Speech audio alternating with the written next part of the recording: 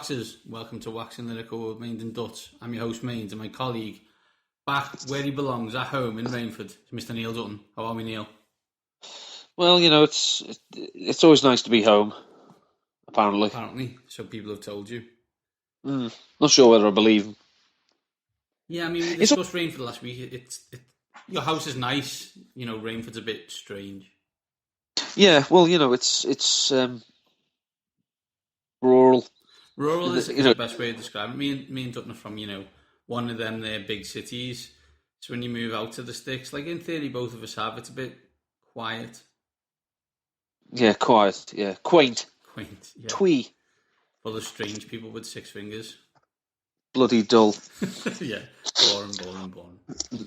Dutton, this week, another interview. This week, with the brilliant Matt Harmon of the NFL, fancy football writer and editor, creator of the famous Reception Perception, and the host of the Backyard Banter Podcast. Indeed. I'm going to ask him a few things, mainly about his thoughts on rib meat infused with alcohol, the Pittsburgh Steelers news on wide receivers, and has he got over the Panthers loss yet? We've obviously got Weird World, and we're going to finish with a discussion on who still eats this. See, just without giving anything away, slight spoiler alert. Some of these, I'm going to argue with that they are still eaten. Others, I'm going to agree with. Can I ask though? Like you say, spoiler alert. Can you spoil a show? Is that possible? Like in the show? Well, it's one of those. I like to think that anyone who's listening to us is in a high state of pregnancy. Waiting to listen, and that ultimately they could pop at any minute. But I want to keep them going. I don't want them skipping ahead. I want them to listen to every moment, hang on our every word. I literally want them to sit there thinking for every moment, well, Luke's going to be in a minute, and then realising deep down he's only going to come in at the end. Yeah. Batman's going to fight Superman on Friday. Yeah, that film is getting worse reviews than a film about Eddie the Eagle Edwards. Let's be honest, DC. We're looking at you. You need to stop now. You've somehow made yourself a bed of 1 billion films, and the one with your 2 major characters is absolute gash. Allegedly, haven't. Neither of us have seen it, but Metacritic is giving it 40. It comes down into this: if it was a film about one of these heroes, we'd go and watch it. We'd be watching it the day it came out. Only one of these heroes. Only one of these. If it's about the other one, we're not quite as enthused. As a friend of mine said, when you make Superman the broody character, what the heck do you make Batman? The funny one? Exactly. You have an issue, and that is the DC issue, that none of their films ever have a remotely bit of fun in them. No. DC stands for Detective Comics, does it not? I believe so, yeah. Not darker comics. Exactly. Or darkish. I just think you're taking, it's a comic book, you're taking yourself a little bit too seriously. I think it's when it comes down especially to Batman, DC are always scared that if they try and introduce any slight bits of levity, they'll just automatically, by definition, go back to the campy 60s. And they really don't want to do that. Yeah, true. True. Very true. So, let's get on with it, Dutton, and let's talk about that Weird World. I've got 2 stories for you before we get on to Matt. And the 2 absolutely magnificent ones. Here we go. 11-year-old boy allegedly steals cement mixer, leads police on high-speed chase. I question one word. Go for it. Hi. Okay, you ready? You ready? Yeah. An 11-year-old Minnesota boy was arrested after allegedly stealing a cement mixer, taking it for a joyride and leading the police on a wild chase of speeds up to 70 miles an hour. In a cement mixer? In a cement mixer. So there's multiple stories here, right? He stole the cement mixer. So here's a quote from Dodge Center resident Troy Flatness. I bet that's not a real name. That's what he's here. I bet you he drove around the town 6 or 7 times. He was smiling, hooting and hollering. Well, who wouldn't? You're an 11-year-old riding a cement mixer. Why wouldn't you hoot and holler? Exactly. In for a penny and all In that. For a pound. So if you were 11, do you think you could have been able to drive, never mind a cement mixer? I think I was too short. I was a midget at 11. I question whether I should be allowed to drive now, let alone 7 years under the legal age driving a cement mixer. Although to be fair, my first car was a Lada Jeep. Having been able to drive that, I could drive anything. That was absolute tank. Yeah, completely. Mine was an Astra without power steering. Wow, that was painful. Yeah. I mean, I experienced the joys of quality, high-end Russian automobile technology. Bravo, communism. Bravo. Yeah. Dear communism, this is capitalism. You lost. Dutton, second story on Weird World this week. Fantastic headline. High-speed race to bathroom ends in stinking police car. Have you heard the story? I haven't. Okay. Dutton, when you've got to go, even when you're in a police car. Or that's what deputies in Lake County, Florida, said happened when a suspect pooped and peed in the patrol car early Thursday morning. So he was caught speeding. He was doing 75 and a 55, and he said the reason he was doing that was because he had to go for a number 2. They thought it was a joke, and they smelled unburnt marijuana in his car. They told him to get out of his car. He refused, so they tasered him and stuck him in the police car, which he then proceeded to soil. How close? So, Dutton, in that situation, let's play the game. How close have you come to that situation? What, to being tasered by a policeman? Not tasered, pooping in a car. I'll be honest. It's not a problem I have. A, I have excellent control. But B, if I think, I'm probably going to have to go.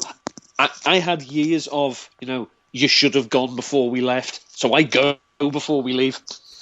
Yeah, you see, I'm a man who drives long distances. So there's a multitude of occasions, one this week, where you're like, that was probably a little too close for comfort. I shouldn't have to walk briskly to the toilet when I get out the car. But if you're growing a tail while you're driving, exactly that. It's painful. It's not worth it. But I obviously lasted a bit longer than Stone Tasered guy here. I did see another story on the internet, on Facebook actually. I don't know if it's true because I didn't see any evidence of it, but apparently an illegal alien in Florida shot a deputy and then went running, hiding. They called out basically a SWAT team, and this illegal alien was then shot 68 times. The local sheriff was asked why he was shot 68 times. His response was, "We only had 68 bullets." The coroner pronounced him dead of natural causes. Again, when asked, how can you say it was natural causes? He went, "When you're shot 68 times, you're naturally going to die." Love it, Dutton. Love it. Again, as always, we love the Weird World stories, and we'd love to hear about your Weird World stories. So if you've got any, let me and Dutton know. Dutton is at ndutton13. I am at Mainzy7. And you can catch us both at waxing_lyrical. Gotta love that underscore. Dutton, let's get to it. Let's get to our interview. Let's speak to the brilliant Matt Harmon, presenter of Backyard Banter Podcast, the reception perception inventor and writer and editor for NFL.com. They are some serious titles. Let's find out what he thinks of the Steelers, the Bengals, and the rookie crop coming forward.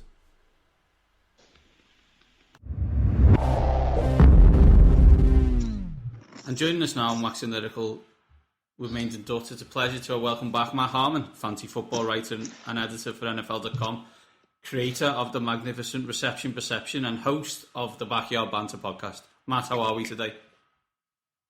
I'm doing great, guys, and I think this is the third time I've been on with you all, and I enjoy it every time, so I'm looking forward to this one too. It's heady company. I mean, I think Rank's been on 3 times. I think Marcus Grant's been on at least 3 times. I can't think of anyone else who's been on that often. Oh, I don't know. Don't need, it's Mount Rushmore-esque proportions, I think is the technical way to describe it. That is far too kind to group me in with those two fine TV personalities. You know me, I'm just a lowly little writer over here. Matt, straight to it. We gotta talk about a tweet that you sent out yesterday. After a day to ruminate on it, does the prospect of rib meat in Minster infused with barbecue sauce sound any more appealing? No, absolutely not. That was the thing I guess they were serving at the Braves game or whatever. I don't know. I just saw the picture of it and it was horrific. And I mean, we were talking about it before we started recording, that I had just gotten back from the gym, and I've somehow over the last few years developed into a big freak about this sort of stuff. So the prospect of putting that anywhere near my face is still very disgusting. So it was the idea of, barbecue sauce is excellent all in itself, and rib meat again, but putting Monster in it. Seriously? I don't understand, like, who tasted Monster and then decided, you know what, we need more of this in a sauce form, because it tastes like, I don't drink energy drinks, but I had a friend who was obsessed with them in high school, so she let me try it, and I was like, this tastes like medicine, basically. So why would you want that infused with the sauce? It's something, as you say, people who, I don't know, students, people maybe wanting to stay up for longer. So, yeah, you think, I want to take this because I need the caffeine hit. It doesn't taste nice. You're not drinking it for taste. I know. I'm going to put barbecue sauce in it as well. What are you doing? You need help. Seriously, you need therapy. It's a little bit confusing, I agree. Okay, away from weird culinary experiences for a moment. Obviously, you've said in a recent one of your podcasts you don't like to be called the expert or guru, but you still know more about wide receivers than me or Mainzy. So the biggest wide receiver news probably of the last few weeks has been the suspension of Martavius Bryant. In your opinion, how much does that hurt, and how much of a loss is that to an offense that on paper could have been, historic for the quality of yards and points it could put up next season? Well, it stinks, for one, just as somebody that likes to watch good football and likes to watch talented players do their thing. It definitely it stinks for us on the outside. Of course, what's more important is, apparently he is struggling with issues with depression, which is an issue that's very near and dear to me as well.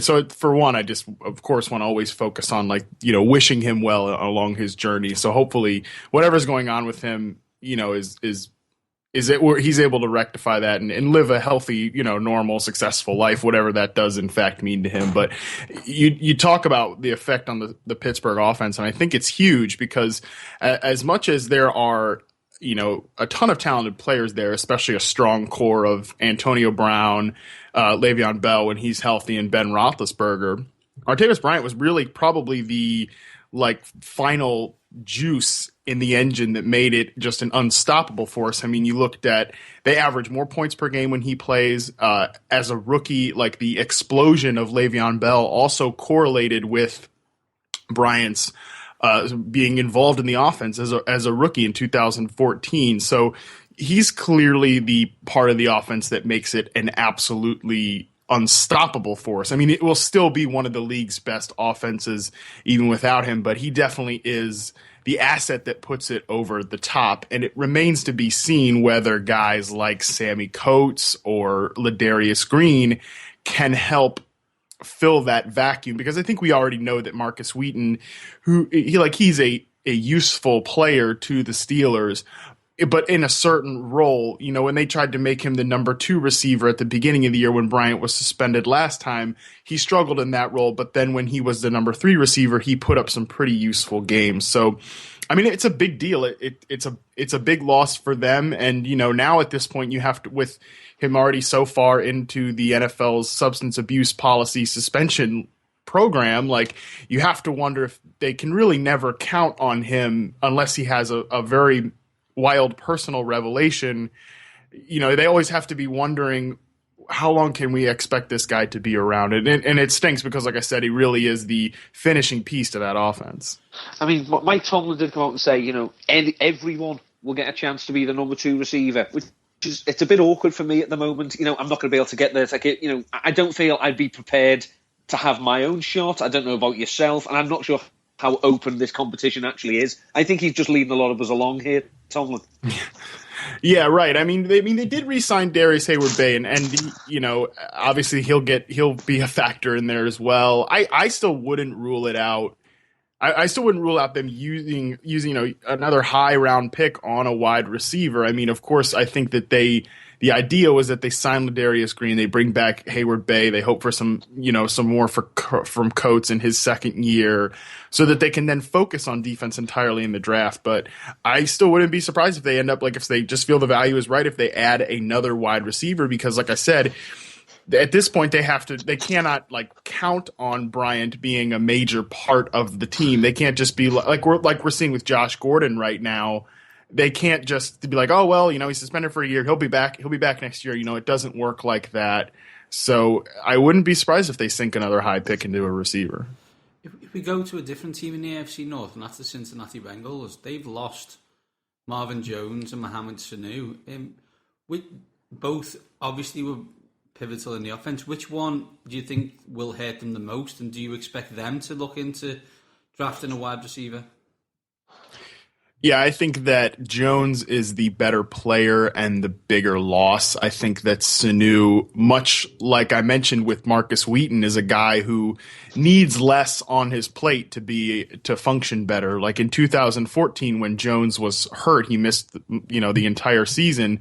Sanu had to be the number 2 receiver, and he had a much worse year than he did in 2015 when Jones was there, when Eifert emerged, and Sanu was kind of just a role player, there when they needed him. They used him on a lot more gadget plays. So I think that Jones is the bigger loss. I don't necessarily think that, I think Jones is very comfortable as like the third target in a passing game like he was in Cincinnati behind Green and Eifert. So I don't think it's a killer loss. I think he can be replaced. And like you mentioned, I do expect them to they have to invest a first or second round pick again if they feel the value is there. I think they have to make a move at that position, because right now the depth chart behind AJ Green is just a mess, and they didn't sign anybody in free agency that can realistically compete for a starting spot. I don't know what else the answer is except to spend a quality pick there. But at the same time, I mean, you just never know how the draft board is going to fall. But I would expect there's a lot of good options. I think that will be there at their first round pick, especially. If Josh Doxson were to be there, that would be an ideal fit. If there's plenty of options for them in this draft in the late first round, and I do think that they have to make a move there. I mean, it does seem to have been it's a feature of some contention from amongst the fantasy community. I've seen that Chris Wessling is a big fan, what it seems, of Mohamed Sanu, whereas others haven't exactly been as enamoured. Like I think Chris tweeted out that he made loads of catches in double coverage, whereas I think it was Ray Summerlin who pointed out, that's because he can't get open. Have you done any reception perception with Mohamed Sanu on if you have, what does he stack up like against his peers, as it were? Well, I think that, like I said, he's very much just like he is a role player, and it makes sense that I don't think that fantasy analysts would be a big fan of Mohamed Sanu because he doesn't put up numbers. But I think that somebody that's not focused on fantasy football and can kind of just divorce that from the from numbers, from just what he offers to an offense. Like I said, I do think that he does offer things, and he was clearly a more positive force this year than he was the year prior, and I think that is just understanding who he is. The confusing part really with him is just the money and seemingly the role that the Falcons are going to dole out for him, because they don't have anybody on their offense that is going to be a realistic number 2 outside of Sanu, and it seems like they're going to just put him in that role. They paid him a pretty decent stack of cash. That to me is the confusing part, not necessarily what Sanu brings to the table. Like I think he's not worthless. He should be an NFL receiver and a part of a passing game. It just seems confusing that they believe he is a number 2 receiver based on what they're paying him and seemingly what it looks like they're going to ask him to do on offense. Now, of course, we could be like a month from now after the draft and looking back, they've taken another receiver high and they hope that guy's their number 2 receiver. So perhaps we just need to watch the process play out. But I think I probably find myself somewhere in the middle on Mohamed Sanu. Moving over to your podcast, the Backyard Banter. I think is it 8 episodes you've done now? Correct. Yeah, I have 8 done and I'm recording the 9th tomorrow. Hopefully that'll be out either Thursday night or Friday morning. Obviously, it's incredibly informative to anyone wanting to get into the industry of football writing and whatnot. Some of the lessons that I've taken on board, just little things like I think it was who was it who said no one paying attention because you're not established. Yeah, that was JJ Zacharyson from Number Fire. Yeah, and it's just little things like in articles I've written, I just find myself avoiding the phrase "in my opinion," and I think because I'm just taking that lesson of just put, if you've got an argument, just make it. Don't put that because it's, as I say, no one deep down really gives a shit about my opinion. But I'm just wondering, is there anything? I mean, obviously you know these people. You work with some of them. You've worked with some of them in the past. Are you learning anything about the process to help you, even in your position, from speaking to these people that maybe you didn't know about them?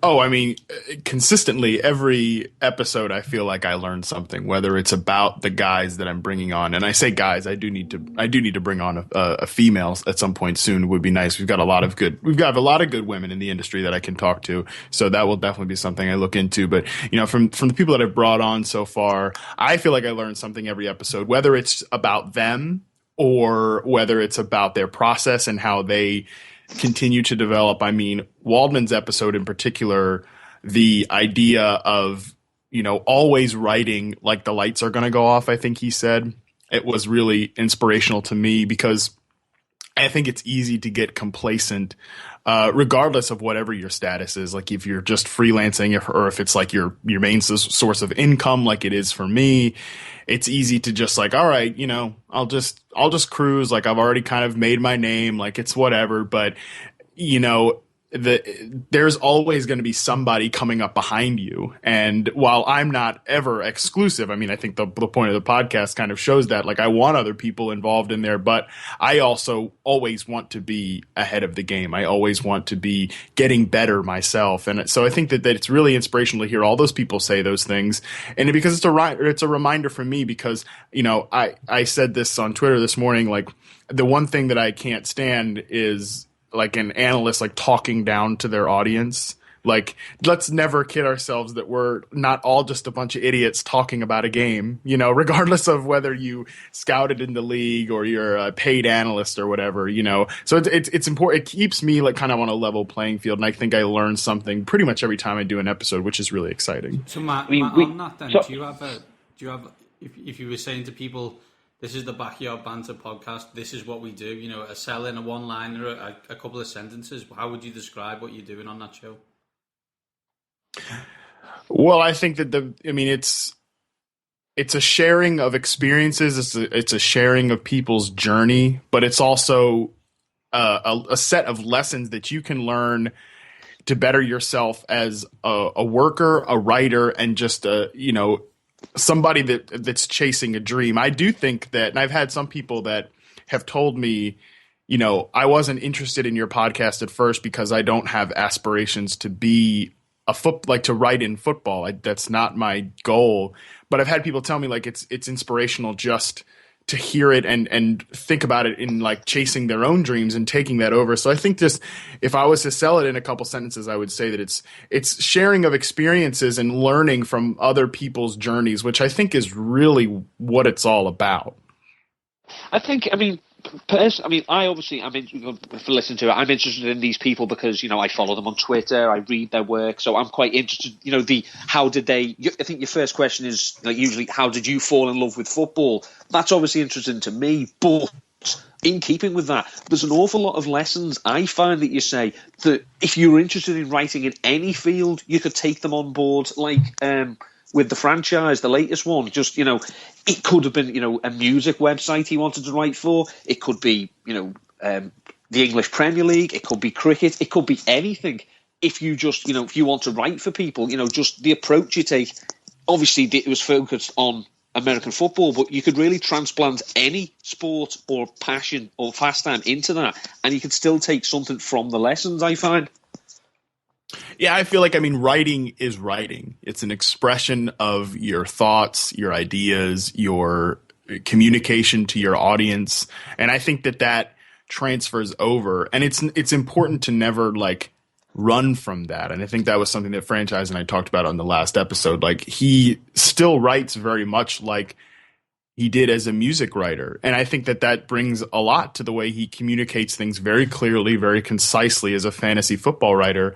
And I feel like what I'm used to writing is, like, very in-depth, you know, exploring every angle. And I feel like that comes out a lot in my writing, and different styles speak to different people, but it's important to never, like, I just don't, like, I remember applying for, and I won't name what companies, but I didn't get the jobs, obviously. I remember applying to a few sites when I was first starting out, and they were very much like, the tone of the application was, the samples we want you to send in, we want them to be, you know, we want them, you need to write like a sports writer, basically. And I remember hating doing that. And I mean, I wanted the positions.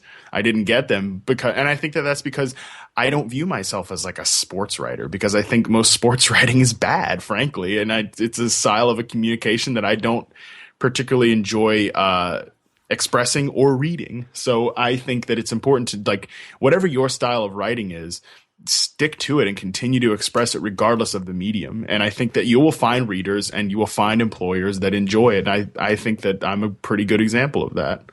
The biggest lesson that I did take from this week's pod is that the franchise actually follows me on Twitter, and I didn't know this until I discovered that's so. Of all the things I learned that this week. Don't humble brag. Yeah, that was a pretty harsh humble brag there, Neil. Well done. Neil probably doesn't even know what humble brag means, but anyway. If I'm not going to say it, who will? True. Matt, coming up, we've got the draft. Obviously, the last few years, we've had some exciting rookies come into the league, and let's be honest, light it up. Anything you expect from this rookie crop? Anyone you see out there who maybe be an immediate starter and make immediate dividends for a team?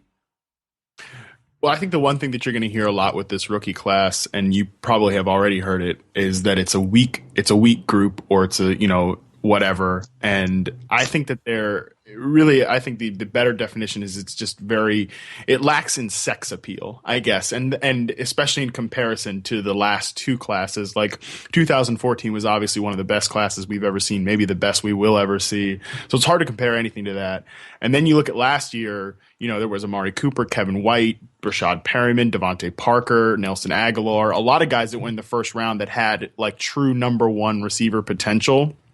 With this year's draft, I don't think that there are a lot of potential number one split end receivers. I think there's a lot of quality, like, contributor options, you know, flankers, like flankers, slot receivers, that type, like guys that will be valuable additions to teams' passing games, but maybe aren't, you know, those future studs. Now, however, I do think there are potentially some of those guys. Like, I wrote up Baylor's Corey Coleman for NFL.com earlier this week.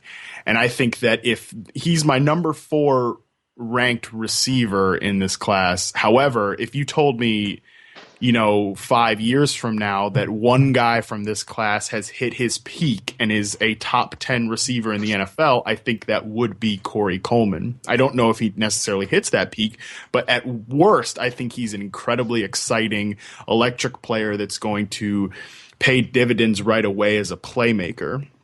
So he's probably the one that I think, like, if you're looking for the upside play in the early rounds of this draft, he's an exciting one. I mean, Laquan Treadwell is still my number one receiver, and I think he's going to be a great player for a long time. I think some of these concerns that we've heard about him are overblown, to put it kindly, I guess, or maybe just some people are missing the forest for the trees, in my opinion. But and there are other guys like Josh Doxson will be, I think, a quality long-term starting receiver with a high ceiling. So there's a lot of interesting guys. I think you just have to kind of view it like, I don't know, it just seems so kind of hard to compare to the last 2 years because I feel like we were kind of spoiled. But there's a lot of really interesting guys. I mean, everybody knows I love Sterling Shepard, who I think will be at worst a great, longtime slot flanker, like sort of hybrid, kind of like what Julian Edelman is for the Patriots at this point in his career. However, I also think that he will offer a lot more than that and can succeed outside. And if he continues to develop in areas like playing the ball in traffic and winning contested catches, then we could see him push farther along that small receiver archetype towards the like Antonio Brown upper echelon sort of way. I don't think he will be Antonio Brown, but I think he maybe is further along that path than people want to give him credit for. So there's a lot of interesting options early in the draft, like I just mentioned, and later on, just maybe not as much high-end potential as we've seen the last 2 years. My final question for you, Matt. Obviously, you spoke to us in the past. You have a, how should we put it, complicated relationship with the Carolina Panthers. We're 2 months removed from the Super Bowl. How do you feel after the Super Bowl? Are you able to? I'm trying to think of the phrase. Are you feeling the defeat as a fan, or are you just noticing it as someone who writes and is interested in football? What's the hangover been like after the defeat, should we say? Well, I will say, Neil, I am noticing more and more, especially over the last few months, with a lot of personal reflection, that a lot of the relationships in my life are complicated. So maybe there's a bit of a common denominator factor in there. But as far as my relationship with the Carolina Panthers, yeah, I mean, I remember talking about this with Josh Norris on his episode of the Backyard Banter podcast, and we were both kind of, marveling at the fact that 10 years ago, had the Panthers lost in the Super Bowl, we would probably be distraught about it for, like a month afterwards, like thinking about it all the time, being just furious with how things went down. And it definitely sucked to see them lose. Like, I wanted them to win that game. It would have been really cool. It's something that I've really never they're not like, if you're a fan of that franchise, you're never like, it's not like the Packers or the Steelers, the Patriots, where it's like, oh yeah, we won a Super Bowl. Of course we did. That's what we do. So it would have been great to see the Panthers win that Super Bowl. But at the same time, like, that had a couple more beers that night, and then I woke up the next morning and life went on, So I think that's just where I'm at with the team. Like, I like them. They are the team that I probably support the most and would like to see the most win in the NFL. But I don't really care. Like like they lost, and that's fine, and I don't really care about it. And life just keeps on moving, man. It does seem to be one of the few sports, certainly the ones that I follow, that of the people who work for NFL.com and the people from Roto World we spoke to, the fandom does still remain, and maybe it's to a lesser extent than when you're out of it, but it's almost like you are allowed to be a fan of a team within this league, and it's not seen as a slight. I mean, obviously people will, people who've never heard of the game or the man know that Dave Damashek supports Pittsburgh. This is, we all know he's made it very clear. But, it's maybe in this country, with the English Premier League, it's almost like if you're associated with a team that you played for, you carry that stigma, especially if you play for like a team that wasn't particularly popular, like Gary Neville, who played for Man United, one of Mainz's favourite players. It's almost like, yeah, you make a good point, but you played for Man United, so we don't care. Whereas in the NFL, you can talk, you make this point, and no one's thinking, yeah, but you're a Steelers fan, or you're a Panthers fan. Yeah, it's really interesting. And I mean, for me personally, I don't know if like, I think it's really hard to be an objective observer of something if you're emotionally invested in it. And like, I don't consider myself emotionally invested in the Panthers. Like, they don't, whether they win or lose does not dictate my emotional response to the game. So for me, like, and I think it's really hard to be the other way around. And some people probably do a better job of it than I do. Like, for me, I mean, when I'm invested in something, I am 110% invested in it. Like, if I'm going to be a fan of something, I'm going to be the biggest, most obnoxious fan. But it's just, that just doesn't resonate with me. So I find myself, so that's why I would say, like, I put 110% of myself into my work and being an analyst. And that's just my choice of doing things. But I also think that, like, and I mean, this is, maybe I'm wrong. Like, this is totally just my opinion. It's not backed up by anything other than just the BS that goes on in my head. So don't take this to heart. But I think that, like, I do think that here in America, and like especially with football fans, like, we like controversy, we like emotion, and we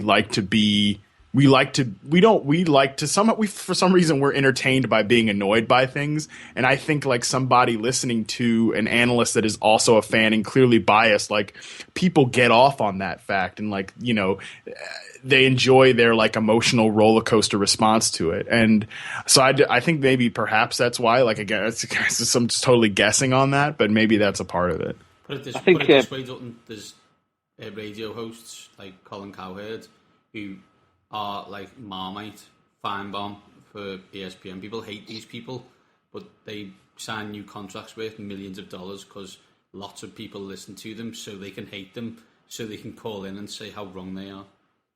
Isn't this the track we're on? We're trying, Dutton, we're trying. Yeah. Matt, thank you for your time. Really appreciate it. As we said, Backyard Banter, 9th episode coming out later this week. Hope it goes well, and we'll speak to you soon.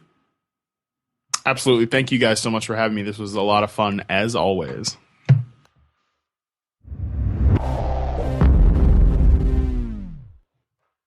Well done. That was the brilliant Matt Harmon there, giving us a real insight into wide receivers as a whole. But I was tremendously interested in fandom and why he started this podcast. Indeed, as I say, I mean, someone who, you know, I have listened to the pod. It's incredibly interesting. The lesson that are being learned from the people on there. I mean, these are people who've, you know, they were not handed the roles. They're people we spoke to. There's, you know, the likes of Rumford Johnny's was on it, Sigmund Bloom, Matt Waldman. We spoke to these people. We know them now as being, you know, at or near the top of their tree. It didn't start that way. They had to start somewhere, and it's very, very interesting to see what they did, how they went about it, and if, you know, I flatter myself, like me, you want to do something in this industry, whether you want it to be a career or just a nice sideline, little tips to help you on your way. But I am going to find the article about that particular rib meat burger we're talking about, and we will tweet it out. Tweet it out because it's truly, truly horrific. And that's a perfect segue, Dutton. You're almost becoming professional, because over the past couple of weeks, we've had a couple of discussions about food and what do people still eat? Do they still eat it? Why do they still eat it? Why does it still exist? So we thought, let's get it on the pod. Let's get a list of 4 or 5 items and just have a discussion about, do people still eat this? Who still eats this, Dutton? Who still eats this?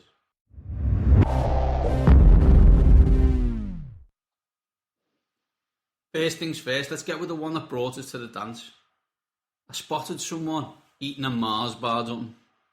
So, we all understand the concept of a Mars bar and why it came into being, but it's not 1980 anymore. Why? Who still eats a Mars bar? Mars bars are foul. Mars bars are the ready salted crisp, the vanilla ice cream of the chocolate game. It's not nice. It's not a nice taste. Ice cream Mars bars. Now we're talking, we can be friends. The normal Mars bar? No, not interested. So I did a bit of research on this, Dutton, and Mars bars in the past 5 years have dropped in sales by 15 million Mars bars per year. That is a lot of people. Foul? No, I know, but that's a lot of people not eating Mars bars. Is it, or is it just a lot of Craig eating Mars bars? So we're just saying that Craig stopped eating Mars bars, and therefore there's now 15 million less eaten in a year. Mick and Gaz as well. These people are our close personal friends, and can you give them their full title, please? And they are co-chairman of the chocolate committee. So and the milk committee, and any committee that they decree. We obviously passed this by them just to make sure they agreed with our sentiment on Mars bars are rubbish. They agreed. To be honest, we had to get their permission just to speak about Mars bars, let alone express an opinion. True, Dutton. True. Sadly, if you have an opinion, if you have a question on chocolate, would like the committee to ask, they're not on Twitter, they don't do Facebook, so if you want to, you have to message me and Dutton, and we will be proxy for them, and we will ask them a question via the medium of text. Yeah, we will ask a question. You do not give us an opinion. Ask a question because your opinion is wrong. Your opinion is irrelevant and wrong. Yeah. So Dutton, I was at a kid's birthday party a couple of weeks ago. Friend of Alfie's, Sam Hope. They were playing a laser tag, Quasar. How amazing is that? Awesome. That is awesome, isn't it?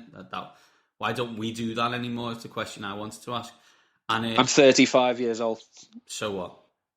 I'm supposed to be too old for it. Have you got a PlayStation in your house? Yeah. Do you play Call of Duty every night?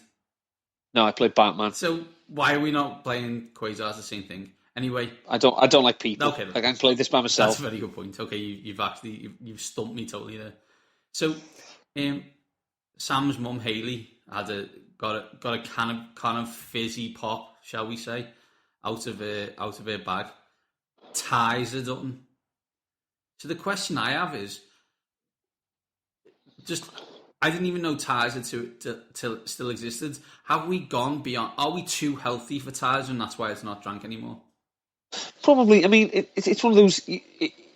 Even if this isn't your order of preference, you have these soft drinks readily available wherever you want. You've got your Coke, your Diet Coke, your Coke Zero, your Cherry Coke, your Pepsi, your Diet Pepsi, Pepsi Max. You've got all these different flavours now. You've got Dr. Pepper, you've got Sprite, you've got Lilt, you've got Tango, you've got Fanta, you've got 7-Up, you've got Dandelion and Burdock. Dutton is a fizzy drinks aficionado, in case you were unsure. Exactly. I think that's enough to be going on with. I mean, you're also, I've also quite a fan of Cloudy Lemonade. I don't know why. It looks like a sample, but if your sample looks like that, get yourself the doctors fast. Yeah, Tizer, no, disgusting. Tizer and Iron Brew, off you go. We're done. See, Iron Brew, that still, I know that still exists, as Scotland's still a country. Like, it's not drunk anywhere else. You can't find it anywhere else. But you go to Scotland, you can't drink anything but it. Yeah, which is why I'd rather drink. The Scots probably get drunk a lot more because if that's their only soft drink option, I'd rather drink McEwan's Tennent's Super or Tennent's. No, come on. Taz's rank. Taz's always been rank, and we've finally got proper drinks to supplant it. So I'm surprised. Is it red? I think so. What flavour is it? Do you even know what flavour Tizer is? I mean, there was a few moments of early confusion in my early drinking days of, what's a Tizer and what's an apple Tizer? Is this the same thing? Is this a red apple? Is it a green apple? What's going on? But then I realised that Tizer is spelled with a Z, apple Tizer is spelled with an S, so it's not even the same thing. It's just false, confusing advertising. Tizer is a red-coloured soft drink sold in the UK. See, what I love about that is if you just look on Wikipedia Tizer, it doesn't give you the flavour, it just tells you it's red. There's an old, it was like a favourite line from the original series of Star Trek. Scotty and an alien were getting blitzed, and they'd gone through absolutely everything, and Scotty couldn't get this alien drunk, so he had one bottle left, and he said, "What is it?" And he smelt it, and he went, "It's green." And the recurring gag is James Doohan, Scotty, appeared in an episode of The Next Generation, got handed a drink, and he asked, "What's this?" And Data looked at it, smelt it, and said, "It's green." Sorry, it is green. Data couldn't speak in contractions. Okay. Tizer is a unique and iconic British soft drink that is popular. No, it isn't. Due to its mouth-watering? No, it's not. Mix of citrus and red fruit. What's a red fruit? That's on the official website of agbar.co.uk. What's a red fruit? Is it an apple, a grape? No idea. Strawberry? A strawberry? I don't know. A pepper, I don't know. I don't know. Tomato, that's a fruit, right? Tomato, yes. That's a fruit, right? As you say, wisdom is knowing, knowledge is knowing a tomato is a fruit. Wisdom is not putting it in a fruit salad. Done. The next two, I think, are controversial. Partially controversial for you. I do a lot of driving nowadays. Just nature of the work and nature of my personal circumstances. Your desire to destroy innocent cars. Yeah, no cars were injured. Yes, they were. Due to that, we eat a lot of fast food. So due to that, who's still eating a Little Chef? So basically the question is, who's still eating Olympic breakfast? Because that's the only thing you can order in a Little Chef. That's the only thing you should order in a Little Chef. There is a Little Chef very close to Shez Dutton. Actually, it's up, at the top of the bypass. I don't know why I'm pointing. You can't see it, and the listeners, both of them. No idea where that is. No, but they've diversified a tad. Actually, it's not a Little Chef anymore. And I'm telling you lies. I apologise. It's now a Starbucks. But it's the Little Chefs are dying out. If you can see one, visit it today. They need you. This is the appeal we need. Please. So the thing is, they don't exist on motorways. They are an A-road convenience. I've done a lot of A-road driving for my job at the moment. I drive just solely A-roads, and I've started noticing Little Chefs. I'm like, oh look, there's an empty Little Chef. About 30 miles later, oh look, there's another empty Little Chef. So they do exist, but I'm now not sure if the question is, does anyone eat in them? I mean, I'm sure they do. I mean, I've had some, lovely Olympic breakfasts in Little Chefs over the years, and dirty puddings, so called by Dr. Andy Green. But it's not somewhere I would go straight away. Of chains of restaurants, it's low down the list of priorities. My final one, Dutton. Final one. And you're wrong. I'm going to be wrong on this, but I'm asking the question of, we've got kettle chips, Sensations, all the Pringles. Do people still eat Space Raiders, Dutton? Yes. Who still eat? Where do you buy them? Who eats them, and where do you buy them? You can get them in any newsagent. Any newsagent, they're always there. You've got your choices. You've got pickled onion. You've got beefy, and sometimes maybe there's another strange flavour that I've never ventured to because I don't need to, because I've got beefy or pickled onion. And if you're really bold, the newsagents by my work has actually got the big. It's got a huge share bag of them. That's not a share bag. That's not a share bag. It's called a share bag. That's a big bag that you only eat. It's a big bag for me, yeah. So a big bag for £1 of Space Raiders. £1, that's 5 bags. People eat Space Raiders. I've seen them bought. More importantly, I've seen the empty boxes of them. You're wrong. I'm wrong on this one, and it seems like I'm wrong, and maybe this is a north-south divide, and because I'm now in the south, I don't see Space Raiders being eaten. Or maybe it's because they're the cheapest crisp around, so I'm going to buy them. Done. Have you got any? It's hard. I mean, we've spoken ad nauseum, it feels, about people who not so much eat them. If you want to eat these things in the comfort of your own home, be our guest. I'm not having a go at you. But if you go out and you buy ready salted crisp, vanilla ice cream, you're wrong. You don't give us the money, but you're not having the product. I think you're right, Dutton. I think that is who still eats this out, and they're wrong-uns, Dutton. As you said, wrong-uns. I mean, a grab bag in a cinema of ready salted or cheese and onion, it's exactly the same price, and you've seen the cheese and onion, but you pick up the ready salted. You shouldn't. You're not even allowed to get to the till.